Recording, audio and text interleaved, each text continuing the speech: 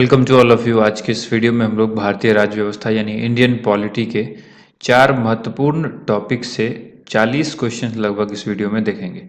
संघ और उसका क्षेत्र, नागरिकता, मौलिक अधिकार और मौलिक कर्तव्य, ये जो चैप्टर है, ये चारों चैप्टर काफ़ी इंपॉर्टेंट है। आने वाली बिहार एसएससी की प्रतियोगिता परीक्षा जो 10+2 लेवल की है, उस परीक्षा के लिए काफ़ी महत्वपूर्ण है। इसके अलावा बिहार में जो भी अन्य प्रतियोगिता परीक्षाएं होंगी या अन्य स्टेट में भी जो परीक्षा होंगी, वो यहाँ से आपको पॉलिटी के अंदर के इसके क्वेश्चन जरूर देखने को मिलेंगे। ठीक है, तो चलिए वीडियो को शुरू करते हैं। सबसे पहला, जैसा कि आप सबको पता है कि जो चैप्टर वाइज वीडियो है वो हम लेकर आ रहे हैं, तो भारतीय राज्य व्यवस्था की जो चैप्टर वाइज वीडियो है उसको ज़रूर देखिए। इसके बाद हम एक फुल लेंथ वीडियो लेकर के आएंगे जिसके अंदर आपको भारतीय राज्य व्यवस्था का पूरा कंबाइन एक वीडियो होगा। इसी तरह से हिस्ट्री का अलग से होगा, उसके बाद ज्योग्राफी का अलग से होगा, जिसके अंदर 500 1000 जो भी क्वेश्चन हो सकते हैं उन सभी क्वेश्चंस को कवर किया जाएगा। सबसे पहला सवाल यहाँ पर है, भारतीय संविधान के अनुसार भारत एक क्या है? 4 ऑप्शंस आपके सामने दिए गए हैं। तो भारतीय संविधान के अनुसार भारत एक राज्यों का संघ है। क्या है? भारत एक राज्यों का संघ है, तो ऑप्शन ए यहाँ पर करेक्ट आंसर हो जाएगा। ठीक है, नेक्स्ट देखिए, अगला जो सवाल है वो है, एक विद्यमान राज्य की सीमा को परिवर्तित कर एक नवीन राज्य को बनाने की दृष्टि से 3 उपकरणों की आवश्यकता होती है और वो 3 उपकरण कौन से हैं? 4 ऑप्शंस आपके पास। पहला है सर्वोच्च न्यायालय, राष्ट्रपति तथा संसद। दूसरा है संसद, सर्वोच्च न्यायालय तथा संबंधित राज्य का विधानमंडल। तीसरा सर्वोच्च न्यायालय, राष्ट्रपति तथा संबंधित राज्य का विधानमंडल। और चौथा है राष्ट्रपति, संसद तथा संबंधित राज्य का विधानमंडल। तो इस क्वेश्चन का राइट आंसर क्या हो जाएगा? राष्ट्रपति तथा संसद, राष्ट्रपति, संसद तथा संबंधित राज्य का विधानमंडल। ठीक है, तो ऑप्शन डी यहाँ पर इस क्वेश्चन के लिए करेक्ट आंसर हो जाएगा। अगला सवाल देखिए, भाषाई आधार पर राज्यों का पुनर्गठन कब किया गया था? भाषा के आधार पर जो राज्यों का पुनर्गठन हुआ था वो कब हुआ था? तो देखिए 1956 इसका करेक्ट आंसर हो जाएगा। Option A 1956 is the right answer. Next question देखिए, अगला सवाल है, स्वतंत्रता के पश्चात भारत में भाषाई आधार पर पुनर्गठन निम्नलिखित में से किस कारणवश प्रारंभ हुआ था? भाषाई आधार पर जो पुनर्गठन जो प्रारंभ हुआ वो किस कारण से हुआ था? तो इसका आंसर क्या होगा? धर समिति की रिपोर्ट नहीं, इन्होंने विरोध किया था भाषा के आधार पर जो राज्य का पुनर्गठन है उसका इन्होंने विरोध किया था, तो ये तो नहीं होगा। न्यायमूर्ति वांचू समिति रिपोर्ट भी नहीं होगा। ये ऑप्शन सी जो है, पी श्री रमुल्लू की जो मृत्यु है इसके वजह से, इसके कारण जो है ये स्टार्ट हुआ था, तो ऑप्शन सी यहाँ पे करेक्ट आंसर होगा। इसके बाद देखिए, भाषा के आधार पर सर्वप्रथम कौन सा राज्य अस्तित्व में आया?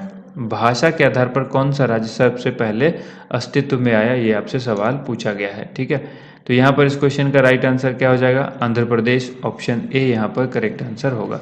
नेक्स्ट देखते हैं, निम्नलिखित में से किस राज्य को भारतीय संघ में पूर्ण राज्य का स्थान दिए जाने से पूर्व सहचारी राज्य का दर्जा दिया गया था?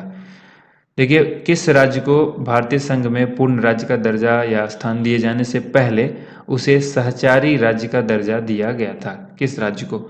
नागालैंड, मेघालय, अरुणाचल प्रदेश या फिर सिक्किम? तो इस क्वेश्चन का करेक्ट आंसर हो जाएगा ऑप्शन डी, सिक्किम। नेक्स्ट देखिए, भारत में निम्नलिखित राज्यों के बनाने के सही कालानुक्रम क्या है?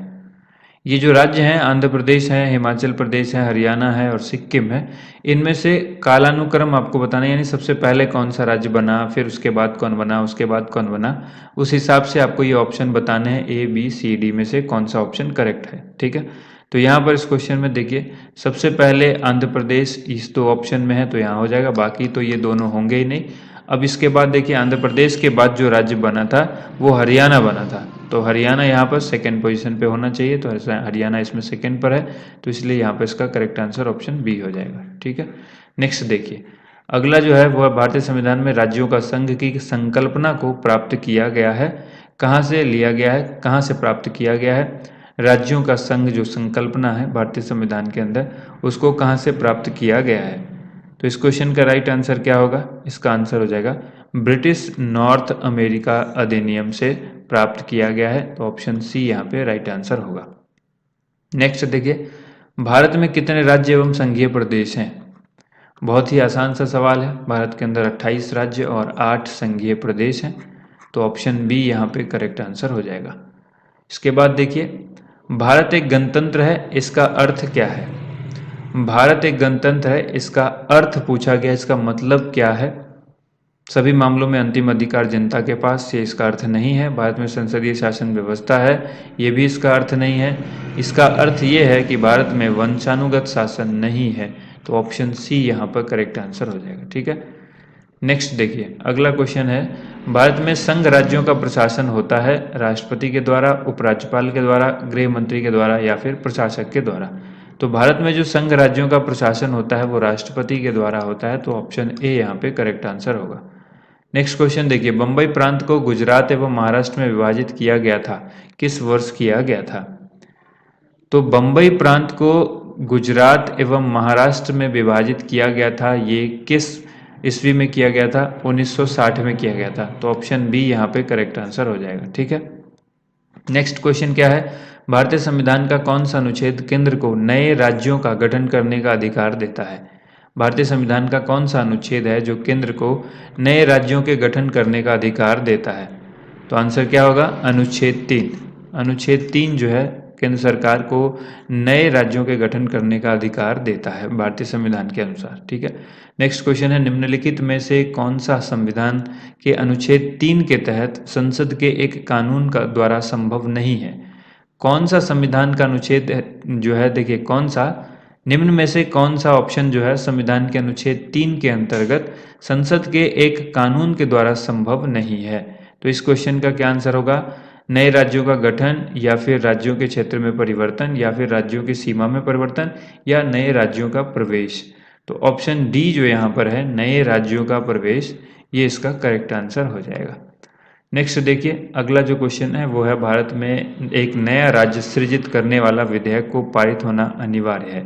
भारत में एक नया राज्य सृजित करने वाले विधेयक को पारित होना अनिवार्य है, किसके द्वारा? संसद में साधारण बहुमत तथा कम से कम 2/3 राज्यों के अनुसमर्थन के द्वारा, संसद में साधारण बहुमत के द्वारा, संसद में 2/3 बहुमत या कम से कम 2/3 राज्यों के अनुसमर्थन के द्वारा, या फिर उपर्युक्त में से कोई नहीं।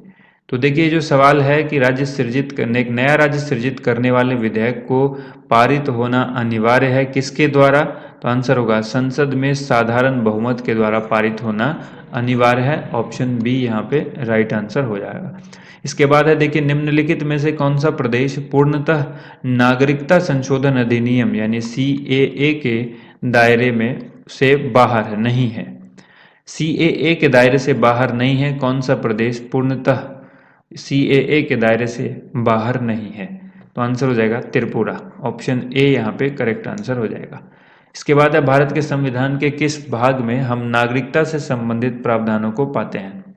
तो नागरिकता से संबंधित जो प्रावधान है हमें भारतीय संविधान के किस भाग से प्राप्त होता है? तो आंसर होगा भाग 2। ऑप्शन बी यहाँ पे राइट आंसर होगा। इसके बाद है, निम्न में से कौन नागरिकता के अर्जन हेतु शर्तों को नियत करने के लिए सक्षम है? ठीक है, निम्न में से कौन नागरिकता के अर्जन हेतु यानी प्राप्त करने हेतु शर्तों को नियत करने के लिए सक्षम है? तो इस क्वेश्चन का राइट आंसर क्या होगा? इस क्वेश्चन का करेक्ट आंसर हो जाएगा ऑप्शन डी जो है संसद, इसका राइट आंसर हो जाएगा। ठीक है, नेक्स्ट देखिए, संविधान का कौन सा अनुच्छेद संसद को नागरिकता के अधिकार को नियमित करने की शक्ति प्रदान करता है? अब अनुच्छेद आपसे पूछा जा रहा है, कौन सा अनुच्छेद है जो नागरिकता के अधिकार को नियमित करने की शक्ति प्रदान करता है? तो आर्टिकल 11 यानी अनुच्छेद 11 जो है वो इसका राइट आंसर हो जाएगा, अनुच्छेद 11। ठीक है, तो ऑप्शन डी यहाँ पे करेक्ट आंसर होगा। नेक्स्ट देखिए, भारत में नागरिकता की निम्नलिखित विशेषताओं में से कौन सी सही है? भारत में नागरिकता की निम्नलिखित विशेषताओं में से कौन सी सही है? राज्य तथा राष्ट्र की दोहरी नागरिकता, राज्य की एकल नागरिकता, या फिर संपूर्ण भारत की एकल नागरिकता? तो ऑप्शन सी यहाँ पे इस क्वेश्चन का करेक्ट आंसर हो जाएगा। ठीक है, भारतीय संविधान के कौन से अनुच्छेद नागरिकता से संबंधित हैं? नागरिकता से संबंधित अनुच्छेद की बात करें, जो कौन सा संविधान है जो नागरिकता के अनुच्छेद से संबंधित है? ठीक है, नागरिकता जो है वो किस अनुच्छेद से संबंधित है भारतीय संविधान के अंदर? तो अनुच्छेद 5 से 11। ऑप्शन सी जो है वो करेक्ट आंसर हो जाएगा। अगला सवाल देखिए, निम्नलिखित में से किस व्यक्ति ने मूल अधिकारों को हमारे लोगों के लिए एक प्रतिज्ञा तथा सभ्य विश्व के साथ किया गया समझौता कहा था? देखिए, निम्नलिखित में से किस व्यक्ति ने कहा था कि मूल अधिकारों को हमारे लोगों के लिए एक प्रतिज्ञा तथा सभ्य विश्व के साथ किया गया समझौता? ये जो लाइन है ये किसके द्वारा कही गई थी? ऑप्शंस हैं पंडित जवाहरलाल नेहरू, डॉक्टर भीमराव अंबेडकर, डॉक्टर राजेंद्र प्रसाद या डॉक्टर एस राधाकृष्णन। तो ये डॉक्टर एस राधाकृष्णन ने कहा था, इसलिए ऑप्शन डी यहाँ पे करेक्ट आंसर होगा। इनमें से कौन सा मूल अधिकार नहीं है? जो अगला प्रश्न है वो है, इनमें से कौन सा मूल अधिकार नहीं है? शोषण के विरुद्ध अधिकार, समान कार्य के लिए समान वेतन, कानून के समक्ष समानता, धार्मिक स्वतंत्रता का अधिकार। तो देखिए, समान कार्य के लिए समान वेतन जो है ये मूल अधिकार नहीं है, इसलिए ऑप्शन बी यहाँ पे करेक्ट आंसर हो जाएगा। अगला सवाल देखिए, अनुच्छेद 21A सभी बच्चों को निःशुल्क एवं अनिवार्य शिक्षा का प्रावधान करता है, तो किस आयु वर्ग के लिए? 3 से 12 वर्ग नहीं, 3 से 14 वर्ष नहीं, 5 से 18 वर्ष नहीं, तो ये करता है 6 से 14 वर्ष। ऑप्शन डी यहाँ पे करेक्ट आंसर हो जाएगा। ठीक है, नेक्स्ट क्वेश्चन देखिए, भारतीय संविधान के 13वें अनुच्छेद का मुख्य उद्देश्य निम्न में से किसके संबंध में संविधान की सर्वोच्चता सुनिश्चित करना है? 13वें अनुच्छेद की बात की जा रही है, तो यहाँ पर इस क्वेश्चन का राइट आंसर क्या होगा? ध्यान से देखिए, इस क्वेश्चन को 13वें अनुच्छेद की बात की जा रही है। यहाँ पर इस क्वेश्चन का जो राइट आंसर हो जाएगा मौलिक अधिकार होगा, ऑप्शन सी। ठीक है, अगला सवाल है, भारतीय संविधान के अध्याय 3 में निम्नलिखित में से कौन वर्णित नहीं है? अध्याय 3 के अंतर्गत जो है कौन वर्णित नहीं है, यहाँ पर आपको देख करके बताना है। शांतिपूर्ण और निरायुध सम्मेलन का अधिकार, भारत के राज्य क्षेत्र में किसी भी भाग में निवास करने और बस जाने का अधिकार, काम पाने का अधिकार या कोई भी वृत्ति उपजीविका व्यापार करने का अधिकार। तो देखिए, काम पाने का जो अधिकार है वो नहीं है, तो ऑप्शन सी यहाँ पे इसका करेक्ट आंसर हो जाएगा। नेक्स्ट देखिए, भारतीय संविधान में समानता का अधिकार 5 अनुच्छेदों के द्वारा प्रदान किया गया है। वो 5 अनुच्छेद कौन से हैं, यानी कहाँ से कहाँ तक है, ये आपको पूछा गया है। अनुच्छेद 16 से 20 या अनुच्छेद 15 से 19 या फिर 14 से 18 या फिर 13 से 17। तो इस क्वेश्चन का राइट आंसर क्या होगा? अनुच्छेद 14 से लेकर के 18 तक ये जो 5 अनुच्छेद हैं ये भारतीय संविधान में समानता के अधिकार को दर्शाते हैं। ठीक है, नेक्स्ट जो है, बंदी बनाए गए व्यक्ति के मौलिक अधिकारों की रक्षा किस अनुच्छेद से प्रदत्त है? अगर किसी व्यक्ति को बंदी बना लिया जाता है तो उसके मौलिक अधिकारों की रक्षा किस अनुच्छेद से प्रदत्त है? इस क्वेश्चन का राइट आंसर हो जाएगा आर्टिकल 22, यानी ऑप्शन डी यहाँ पे अनुच्छेद 22 इसका राइट आंसर होगा। निम्नलिखित में से किन अनुच्छेद को राष्ट्रीय आपातकाल के दौरान निलंबित नहीं किया जा सकता? बहुत ही इंपॉर्टेंट सवाल है। ठीक है, राष्ट्रीय आपातकाल के दौरान किस अनुच्छेद को निलंबित नहीं किया जा सकता है? तो यहाँ पर इसका राइट आंसर हो जाएगा अनुच्छेद 20 और 21। ठीक है, ऑप्शन डी यहाँ पे करेक्ट आंसर होगा। किसी व्यक्ति को उसके जीवन तथा वैयक्तिक स्वतंत्रता से विधि द्वारा स्थापित प्रक्रिया को छोड़कर अन्य किसी भी प्रकार से वंचित नहीं किया जा सकता, ये एक लाइन है और ये भारतीय संविधान के किस अनुच्छेद में ये प्रावधान किया गया है? तो ये जो प्रावधान है ये किया गया है आर्टिकल 21 में, तो इसलिए अनुच्छेद 21 ऑप्शन सी यहाँ पे करेक्ट आंसर हो जाएगा। अगला क्वेश्चन देखिए, शिक्षा का अधिकार अधिनियम 2009 का लक्ष्य शिक्षा को मुफ्त तथा अनिवार्य बनाना है। उन बच्चों के अधिकार के निहित जो कि प्राथमिक स्तर तक के हैं, माध्यमिक स्तर तक के हैं, उच्चतर माध्यमिक स्तर तक के हैं या फिर स्नातक स्तर तक के हैं। तो किस स्तर तक के? तो इसमें प्राथमिक स्तर की ही बात हुई है, तो ऑप्शन ए यहाँ पे करेक्ट आंसर होगा कि शिक्षा का अधिकार अधिनियम 2009 जो है उसका जो लक्ष्य है शिक्षा को मुफ्त तथा अनिवार्य बनाना, वो किस तरह के बच्चे के लिए है? जो प्राथमिक स्तर के बच्चे हैं उनके लिए ये अधिकार है। ठीक है, तो ऑप्शन ए यहाँ पे करेक्ट आंसर होगा। अगला सवाल है, भारतीय संविधान का कौन सा अनुच्छेद अल्पसंख्यक वर्ग के हितों के संरक्षण से संबंधित है? अल्पसंख्यक वर्ग के हितों के संरक्षण से संबंधित जो अनुच्छेद है वो आपको बताना है। अनुच्छेद 17, अनुच्छेद 29, अनुच्छेद 30 या फिर अनुच्छेद 31। तो इस क्वेश्चन का करेक्ट आंसर है अनुच्छेद 29, ऑप्शन बी यहाँ पे राइट आंसर हो जाएगा। अब देखिए, निम्नलिखित में से किस रिट या आलेख का शाब्दिक अर्थ होता है दावा की वैधता की जांच पड़ताल करना। ठीक है, दावा की वैधता की जांच पड़ताल करना किस रिट या आलेख का शाब्दिक अर्थ होता है? तो इसका आंसर हो जाएगा अधिकार परीक्षा। अधिकार परीक्षा को हम लोग कहेंगे दावा की वैधता की जांच पड़ताल करना। ठीक है, नेक्स्ट देखिए, भारतीय संविधान के अंतर्गत निम्नलिखित में से कौन सा मौलिक कर्तव्य नहीं है? चार ऑप्शन जो दिए गए हैं आपके सामने, उसमें से मौलिक कर्तव्य कौन सा नहीं है, ये आपसे पूछा गया है। आम चुनावों में मतदान, वैज्ञानिक दृष्टिकोण की भावना का विकास, सार्वजनिक संपत्ति की सुरक्षा, संविधान का पालन तथा इसके आदर्शों का सम्मान। तो देखिए, आम चुनाव में मतदान जो है ये ऑप्शन ए, ये क्या है? मौलिक कर्तव्य नहीं है। ठीक है, नेक्स्ट देखिए, नेक्स्ट क्वेश्चन है मौलिक कर्तव्यों को भारतीय संविधान में 42वें संविधान संशोधन अधिनियम 1976 के द्वारा निम्नलिखित की सिफारिश के अनुसार जोड़ा गया। तो निम्न में से किसकी सिफारिश के अनुसार जो है वो जोड़ा गया? इस क्वेश्चन का आंसर आपको बताना है। नीचे समिति के नाम दिए गए हैं, जैसे कि संथानम समिति है, सरकारिया समिति है, स्वर्ण सिंह समिति है, या फिर इंदिरा गांधी नेहरू समिति है। तो 1976 का जो ये अधिनियम है, 42वां संविधान संशोधन अधिनियम, ये किसकी सिफारिश पे हुआ था? स्वर्ण सिंह समिति के द्वारा। तो ऑप्शन सी यहाँ पे इसका करेक्ट आंसर हो जाएगा। ठीक है, इसके बाद देखिए, संविधान में मौलिक कर्तव्यों को शामिल किया गया है किसकी सिफारिश पर? तो हमने अभी यहाँ पर पहले क्वेश्चन में ही देखा है, इससे पहले वाले में, तो स्वर्ण सिंह समिति की सिफारिश पर। तो ऑप्शन ए यहाँ पे करेक्ट आंसर हो जाएगा। मौलिक कर्तव्य की जो संख्या है वो कितनी है, ये भी आगे हम आपसे सवाल पूछेंगे। ठीक है, नेक्स्ट जो क्वेश्चन है देखिए, भारत के संविधान के किस भाग में मूल कर्तव्य की बात कही गई है?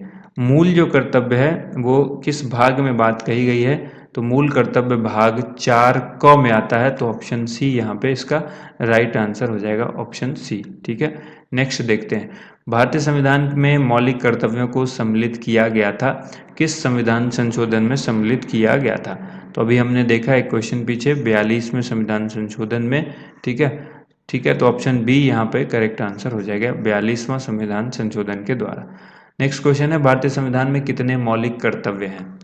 तो मौलिक कर्तव्य की संख्या जब आपसे पूछी जाएगी, वर्तमान में कर्तव्य हैं पूछा गया है, तो कितने हैं? 11 हैं। तो ऑप्शन बी यहाँ पर करेक्ट आंसर हो जाएगा। ठीक है, भारत के प्रत्येक नागरिक का कर्तव्य होगा प्राकृतिक पर्यावरण का संरक्षण एवं सुधार। यह कथन भारतीय संविधान के किस अनुच्छेद में उल्लिखित है?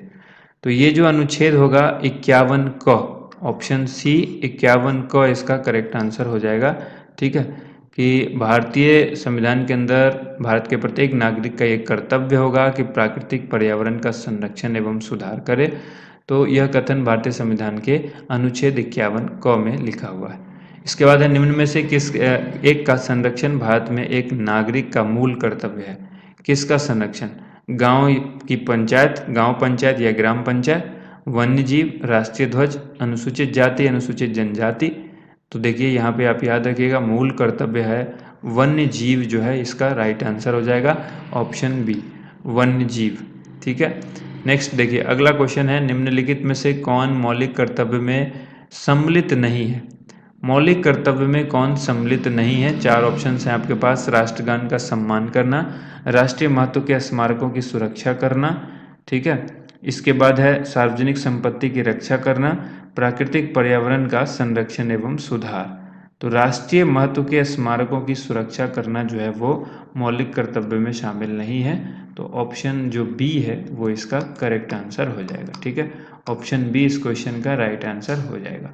चलिए, अब ये थी आज की वीडियो जिसमें हमने लगभग 42 क्वेश्चन देखा।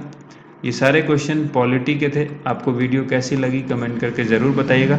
थैंक यू सो मच, आप सभी लोगों का वीडियो देखने के लिए बहुत बहुत धन्यवाद।